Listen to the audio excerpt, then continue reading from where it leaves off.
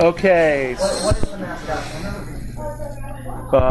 They're another word for groundhogs, which are woodchucks. So. Okay. So that's when Groundhog Day is on a Monday, Wednesday, or Friday. And I have an in-class quiz, which I haven't had, which we need to start having next week. Yeah, we do. Okay. The other card. What, Sarah? If I put groundhog, do I get it wrong? Yeah, it's got to be a woodchuck. It's got to be a woodchuck. That's the name of their high school mascot. Okay. Now to more seriousness.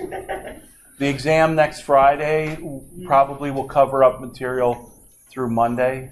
I'll lay down where exactly the end is on Monday, but it'll at least be through today's material. I haven't released the folder for Monday, so I'll have to do that when I get back to my office. So if you look for it right away, it'll be there within an hour. And if it's not, somebody send me an email and I'll release everything. Okay, so any questions about, the card. So take the card with you. If on Monday you have questions, about anything, you can write it on the card. You can throw it up here, before I get here, or you can throw it up here after I get here, and I'll go through them and I'll answer those questions. So that way it can be anonymous if you don't want to ask questions, which, if that's what you want to do, that's fine. But write down any questions and then we can go over them. So any questions about the materials from last time, this time?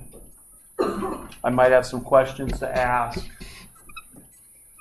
Lisa? I'm a little unclear on the dehydration reaction with the primary alcohol. When you're we use the tertiary oxide, how does it, especially on the pre-electric fluid, how do you remove it? So you want to take a primary alcohol and react it with tertiary oxide. Yes. How about reaction? I don't know how you get rid of this one right here. How do you get rid of this? You don't. You use the tertiary oxide. So here's going back to what we talked about last time in terms of the uses of tosylate esters. So if I asked you, give me a reagent to make that alkene from that alcohol.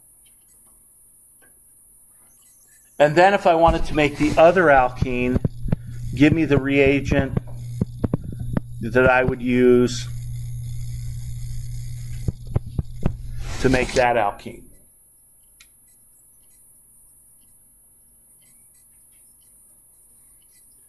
So what reagents would I use for each one of those?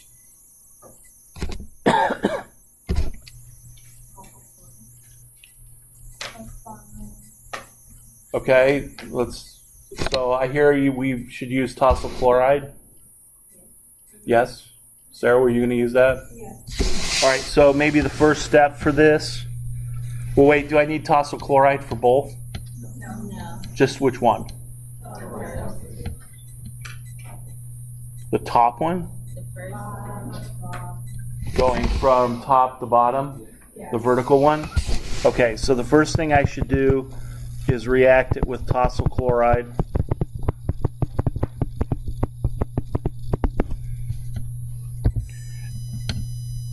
And then what? Tertiary oxide. How about the top one? H2SO4 and heat.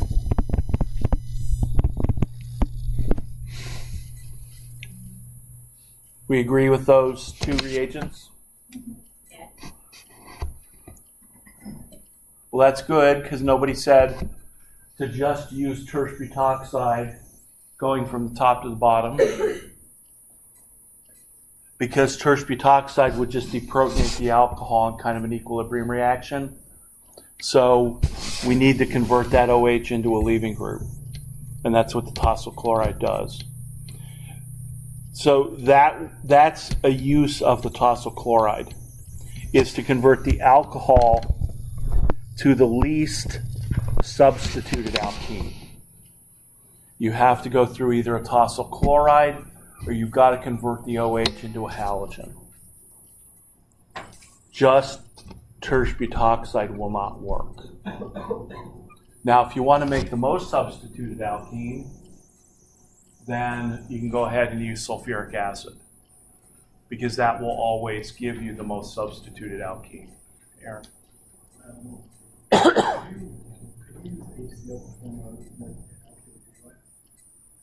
Sure. So I could use tosyl chloride. I could say, well, I want to turn this OH into a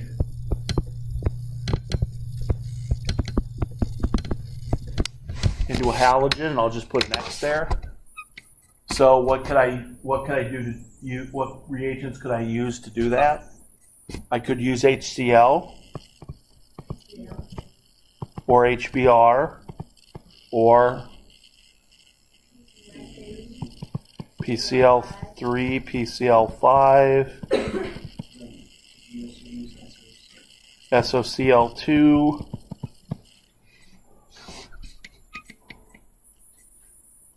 so I could use any of those reagents to turn the OH into a Cl or a Br.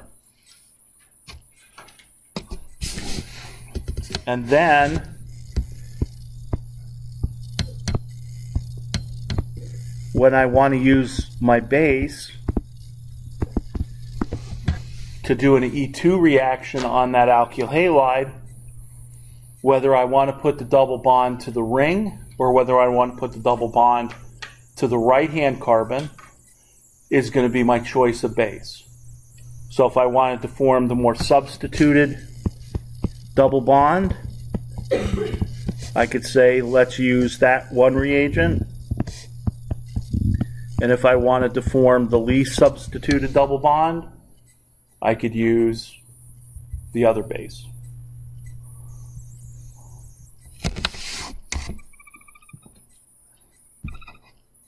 And that's going to be the case regardless of whether it's a halogen or whether I've converted my alcohol to the tosyl chloride. So the tosyl chloride is treated just like a halogen, any good leaving group. And so this base would be, to make the most substituted would be, what base would I use?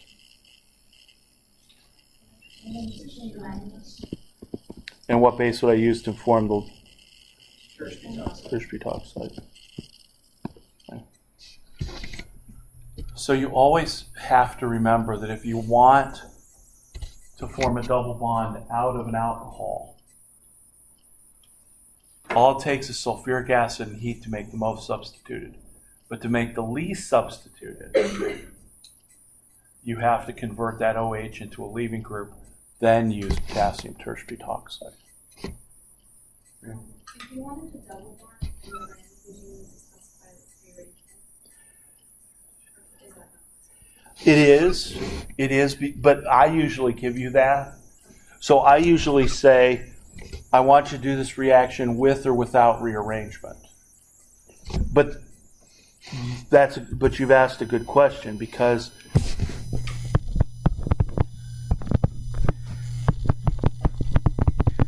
let's say that my goal is this, and I want to make sure that I get 100% of that, or as close to 100% as I can get. Well, I can't rely on a rearrangement to do that. So is there another way that we could go from that alcohol and make, and it's not in one step, It's going to take a couple steps, but is there a way I could convert that alcohol into that double bond with the highest yield possible? So in other words, just saying it rearranges isn't the highest yield possible.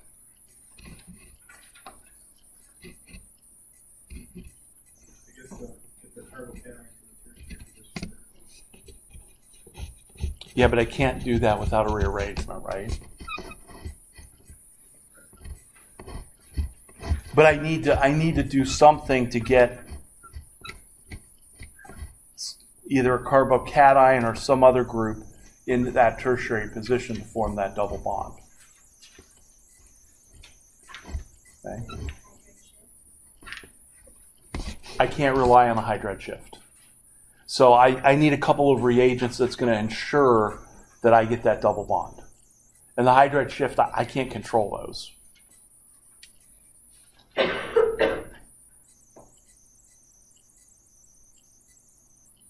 Anybody have any ideas what I should do? Kyle? HNO3 with what? You want heat? You want no heat? You want heat? So what's the HNO3 and heat going to do? What? Water's not going to do anything with the alcohol. So you would heat the water with HNO3? I don't know, that was my question. So if I use HNO3 and heat, will I dehydrate the molecule? Will I lose water? Yes. And then what am I going to form? A double bond. Okay, to what carbon? So if I use HNO3 here and heat,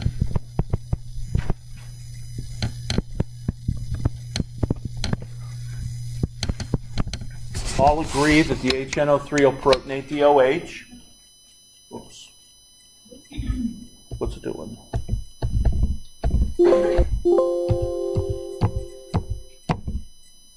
I will agree that the HNO3 will protonate the OH. The water will leave. I will get a carbocation.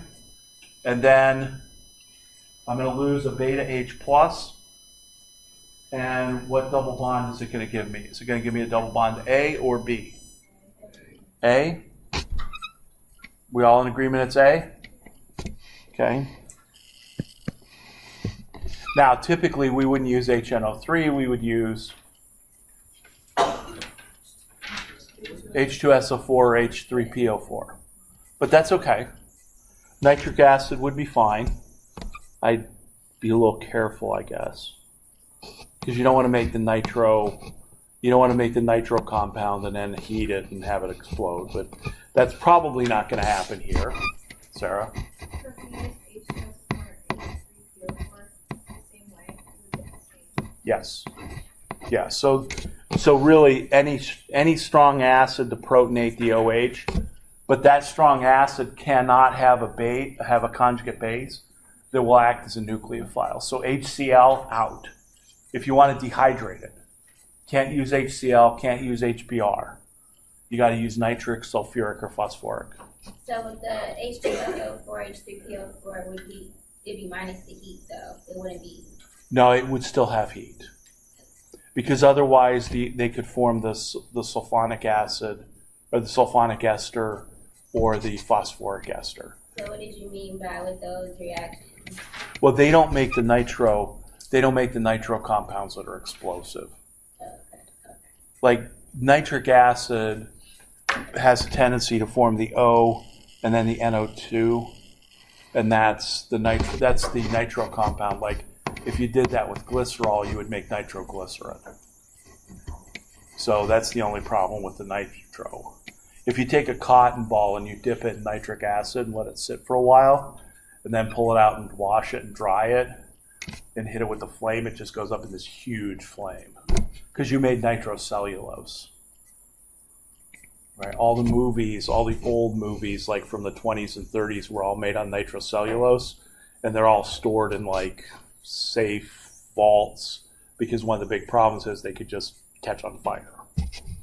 So that's nitrocellulose. So either sulfuric, phosphoric, I'd accept this. But I digress. Okay, so we got a double bond. I'll accept that. Remember, we want to put the double bond in the ring. So what should I do next?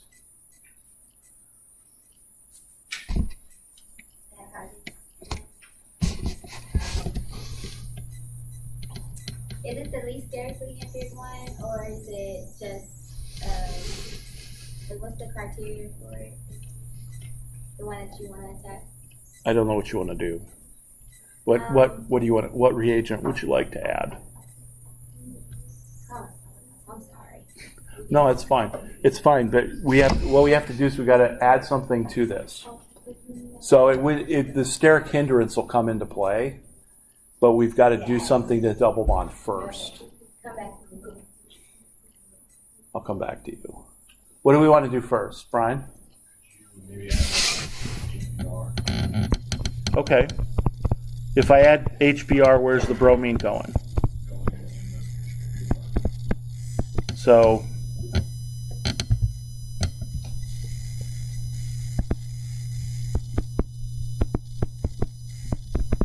like that.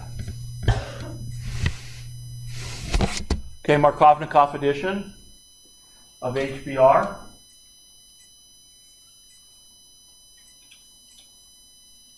Okay, so now remember my goal is to put the double bond in the ring.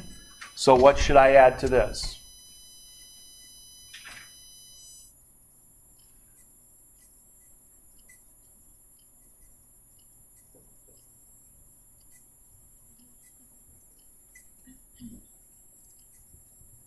It would be time for me to call on you. Oh, no. No? Okay. NH2 minus. NH2 minus.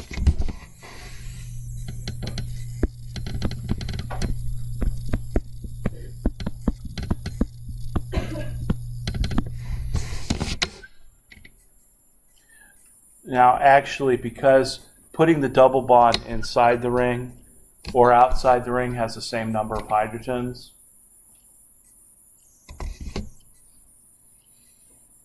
you could probably use either the amide or you could use tertiary butoxide. I'd have a hard time arguing which one is more or less sterically hindered. So either one to me would work. So I put the double bond inside the ring. We don't get electrons. So what would happen is that we have the alpha, beta, beta. The NH2 minus would come and grab a beta hydrogen. A pair of electrons would move there. Bromine would get kicked out. A classical, what kind of reaction? E2.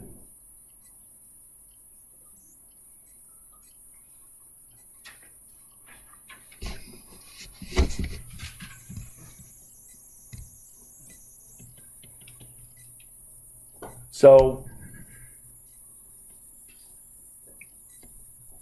it might take me a couple steps, but I could move that double bond inside the ring.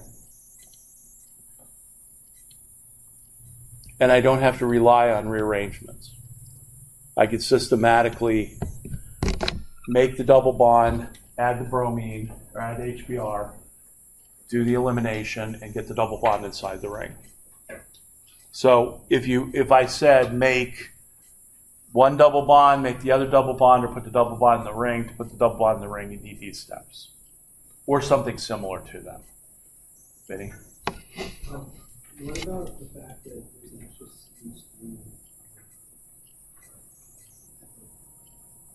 There's a CH3 on.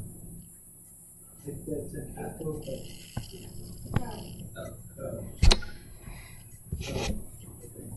I know.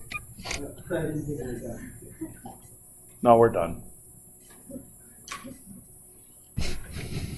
That's what I was saying in lab yesterday. Usually when I make a typo on the board, it goes really quick. But I could probably fundamentally teach the class the entire period wrong without anybody correcting me, as long as I didn't make any of those kinds of mistakes. Sarah? I mean, did you give us the products that we fill in the reagents, or do we It might be a little early to ask you to devise those 3 steps, Yes.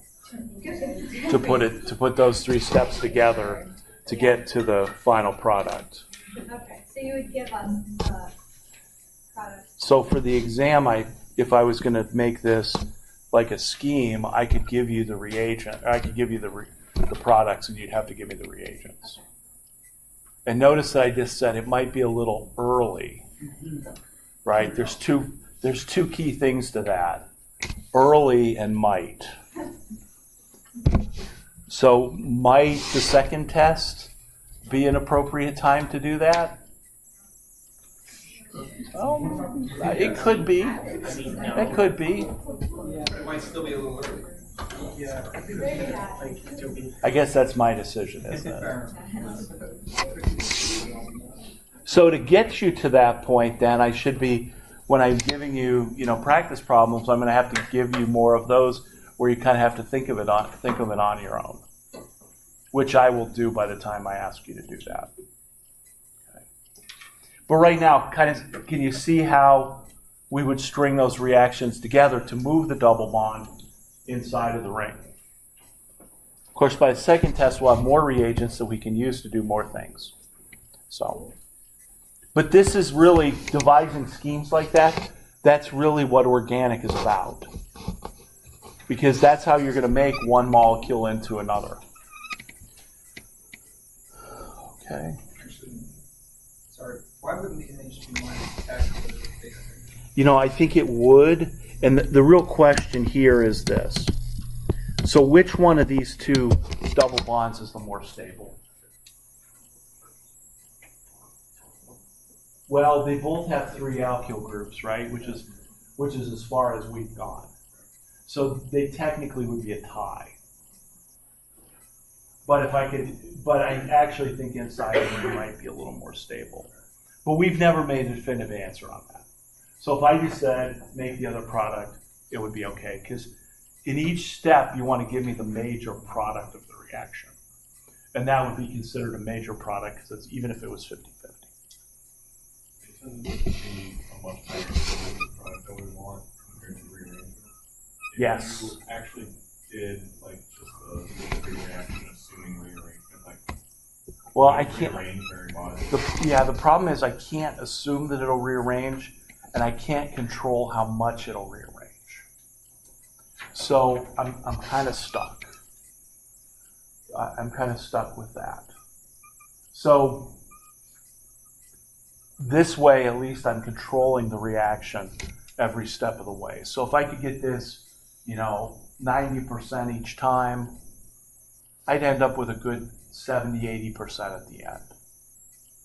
So it's better than just chance for rearrangement. So you could form that with rearrangement. Right. Right. If I said write the major rearranged products, these 2 would be the major rearranged products, the products with rearrangement of the alcohol plus H2SO4. But the question was, could I make the molecule inside with the double bond inside the ring intentionally? Yes, but this is the series of steps I'd have to use. I just want to know, if you could clarify when it's appropriate to use the side reaction, ethers to alcohol, Ethers to formation of ethers from alcohol. Sorry. Okay. The side reaction is this. And when you know you have to use that. Which side reaction are you looking at? The top, very first. Oh, okay. So when we did our experiment last semester in lab, or earlier in lab, what we did was we added H2SO4 to butanol. And so the H2SO4 is a source of a proton. And so what that did was that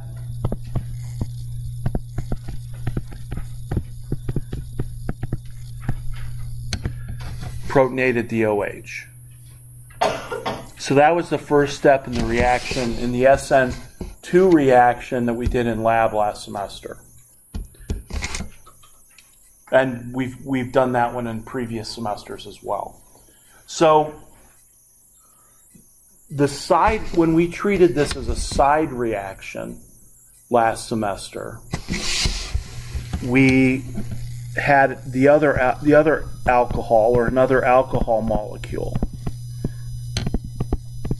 then come in and kick off the water to do basically an SN2 reaction.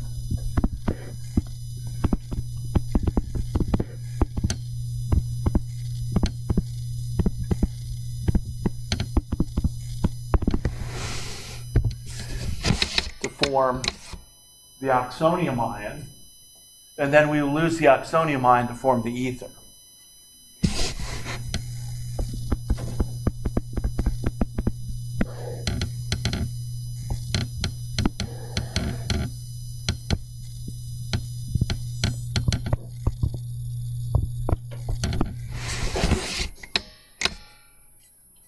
So when I said this in the video, this was the side reaction from last semester. Okay, so it was a side reaction from last semester because I used not only sulfuric acid, but I also used sodium bromide, because my goal in lab last semester was to convert the OH into the Br. So I added sulfuric acid to protonate the OH, and I also added sodium bromide to then do the SN2 reaction. So instead of the alcohol doing the SN2, it was the bromide. Okay, and that's what we did last semester. So this was a side reaction that produced a product that I didn't want. But now if we're talking about making ethers, I'm not going to add sodium bromide to the reagent. I'm just going to leave it as sulfuric acid. Because what's going to happen is the sulfuric acid, once it protonates, is going to form SO4 minus, and that's a terrible nucleophile. So the HSO4 is not going to add or not come in and kick off the water. And so the next strongest nucleophile in the mix is the alcohol. So in lab, we wanted to make butyl bromide. We used sulfuric acid and sodium bromide. But if my goal would have been to make dibutyl ether, I would have left the sodium bromide out and refluxed it, and then this would become the major product of the reaction. So it's only a side reaction in the context of last semester. Right now we're talking about making ethers. And so what I could do, and the way actually the diethyl ether is made, is that you take two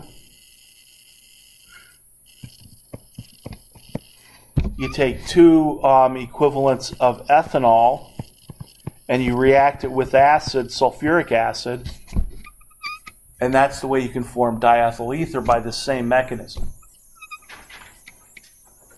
The only problem is that once you form the dibutyl ether, once you form the diethyl ether, the acid could come back and protonate this oxygen, right? So that the reaction could go backwards this way.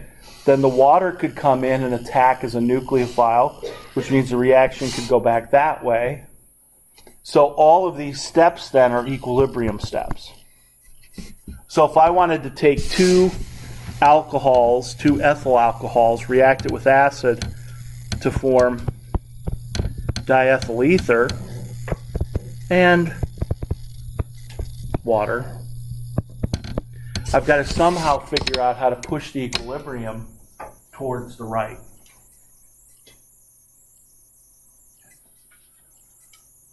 And the easiest way to do that is to think about What's the boiling point of ethanol? About 80-ish, 80 degrees. What's the boiling point of diethyl ether? Probably like 35, 40. So if I'm in the factory making this, I'm going to pump in ethanol with my sulfuric acid, which is a catalyst, so I don't have to add any more. The ethanol, if I hold the temperature between the boiling point of ether but just below the boiling point of ethanol, what happens? As the ether molecules are made, comes up the tube, gets condensed, gets collected, and then more ethanol reacts. So I can push the equilibrium towards the right by removing the product, which would be Le Chatelier's principle. So that's actually the commercial way that you can make diethyl ether. So if you had a huge round bottom, like the size of this room, and an even bigger distillation apparatus, you could just keep pumping in ethanol into sulfuric acid and keep it heated at that temperature and just collect off the diethyl ether as it's formed. And I don't think they make round bottoms as big as this room anymore. There was one company that did. So in graduate school, somebody went out to an interview and they came back and they said they had a round bottom as big as a room. Now everything would be like stainless steel tanks with glass on the inside. It'd be an engineering project. And that's how you can make it. You just keep pumping in ethanol, and it keeps pumping out diethyl ether. Right? As long as no sparks or flames or anything to explode the ether, you're good. But it'd be exactly the same mechanism for this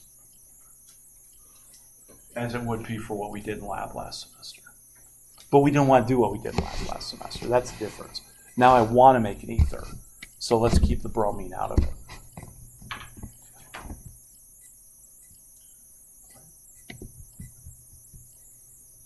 What else?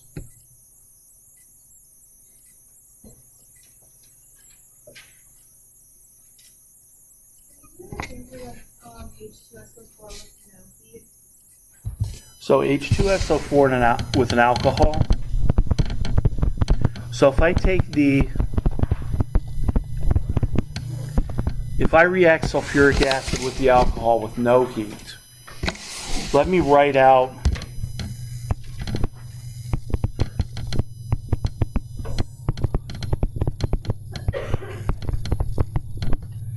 so if we think about what sulfuric acid looks like, that's its molecular structure. And so in this case, what will happen is that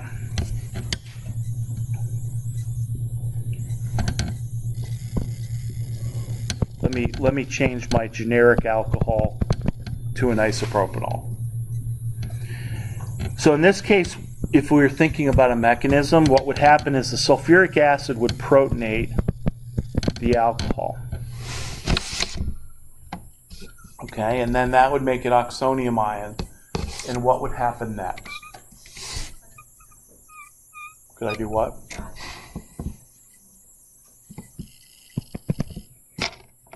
And my arrows? Yes, please. Okay.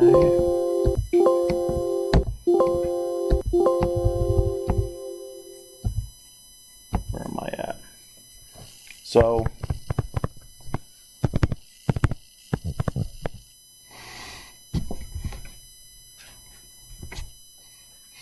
what happens next? Once I've protonated my isopropyl alcohol, what happens next?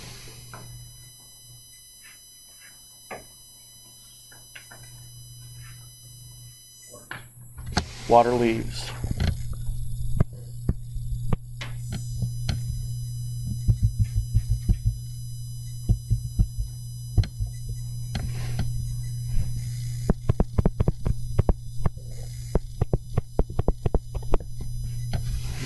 I'm going to end up with carbocation. Why does water automatically That's an excellent question. So, when does the water automatically leave? Or when do you need to have something to kick it off?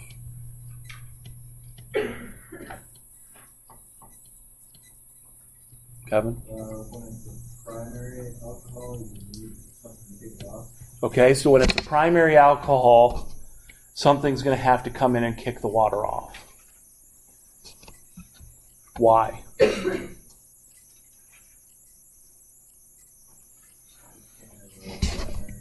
Because you can't have a primary carbocation. So the next part of that answer is, what happens when it's a secondary or a tertiary alcohol that's been protonated? When the water leaves, can it form a stable carbocation? Yes. So the question here is, will the water leave? It can if it's secondary or tertiary carbocation results, it will. If it can't, then it's going to have to hang out as a primary until something comes in and kicks it off. And I was going to ask that question myself. Because if you remember when we did the problem where we protonated the OH and we had a hydrogen slide over and kick the water off, that was a primary system that we did the other day. Because I couldn't have a primary carbocation. But whenever I protonate the OH, if that water can leave and form a stable carbocation, it will. So now I've got a carbocation, and a couple of things can happen here. I could think if the sulfuric acid isn't ionized, so in other words, if it's like this, then the OH can come in and add to the carbocation. So the sulfuric acid could come in that way and form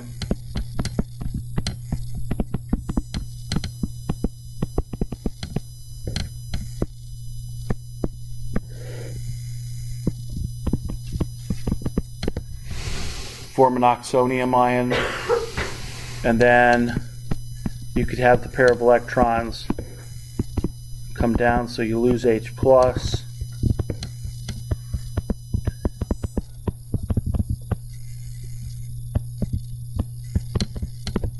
And you would make what's called a sulfonate ester.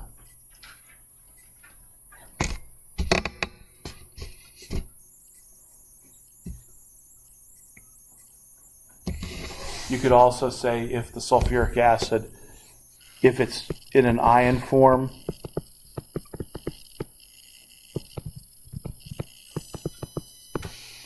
even if it's in an ionic form, even though it's a lousy nucleophile, it's still going to add to a good carbocation. So it doesn't matter which one. The final product then, at room temperature without the heat, is going to be that inorganic sulfate ester. And that would be the mechanism if you wanted to make the nitrate ester, or if you wanted to make the phosphate ester.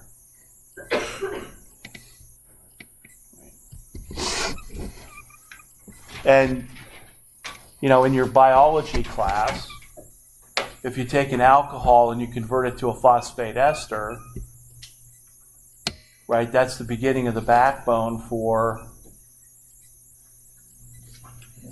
DNA.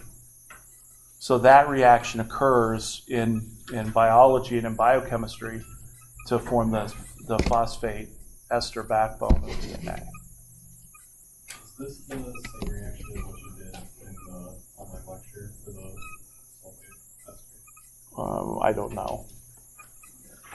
Where You've watched the video a lot sooner than I have. like you had a generic alcohol next to the sulfuric acid, and then like you coupled That I- water molecule on each one. So this is like the R group. So I formed like an RO with the S with the double bond. Yeah. Only in this case, what I wanted to do is I wanted to make it more specific, to make it secondary, so that way it formed a carbocation, so that either the neutral sulfuric acid could add or the negative could add. Right. And in a biological system, there probably aren't carbocations. There's probably an enzyme that's hooking these two things up. So that's the difference in the biochemistry versus the organic chemistry. Same reaction, but mediated by a different catalyst. Because we wouldn't have like sulfuric or phosphoric acid roaming around in our body to do that. That would be bad. So like the lecture you had our nucleophile come in and bond with the... Oh yeah. Yeah, so this right here, the sulfonate ester, that's just like the tosylate. That's just like the tosylate ester. So now what I could do is now I could say, oh, well, I want a strong nucleophile to come in and kick that group off, and I could do that. And then it'd be a good leaving group, and so I could use the sulfonate ester in exactly the same way as I use the tosylate ester. Same thing. I converted the OH into a good leaving group. Now, synthetically, we would never do that. Because when we reacted with sulfuric acid, there is always this tendency for the reaction to go E2, then I've lost my alcohol. It's a harsh condition, whereas if I just use my tosylate ester, it'll go really smooth. So I won't have to worry about it. So, I mean, while these things do the same thing as tosylate ester, I would use the tosylate ester in synthesis. I wouldn't mess with sulfuric or phosphoric or nitric. I wouldn't mess with nitric at all, like I said. I don't think I have. I don't think it. Once you've seen the cotton ball, go on YouTube and look at like nitrocellulose. Actually, if you ever filter water for bacteria with the nitrocellulose membranes that the bacteria grows on, which I haven't done in a while. No, I haven't done it in a while, but I used to with water chemistry. Take one of those and you put them in a bunch of burning, with just like the film. So students found out they could do that one day, and then they came back and were laughing and trying. And I'm like, okay, what's going on? And they wouldn't tell me, and then they're like, we put a thing in the yeah, it's a big flame. Got it. Move on. But you can do that with cotton balls too. What was the question? So what would be like an example of the nucleophile that would be Maybe a chloride, maybe a bromide.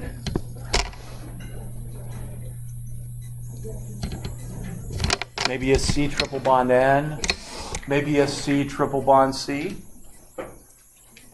So all of the ways that we turned OH into a good leaving group with tosylate, you could do here. It's just, this isn't an efficient way to do it. Okay? Okay? If there's anything that I didn't get to, you've got a card. You could also take a piece of paper if you'd like. Here are the practice problems for Monday. And if you have any questions, write them on the card, write them on a piece of paper, bring them up before class, and then I'll have a stack of stuff to go over if necessary. I actually have a question about the exams that you have on Canvas at our disposal. Is that, as far as topics wise, are they pretty? They mirror what to The newer expect? ones.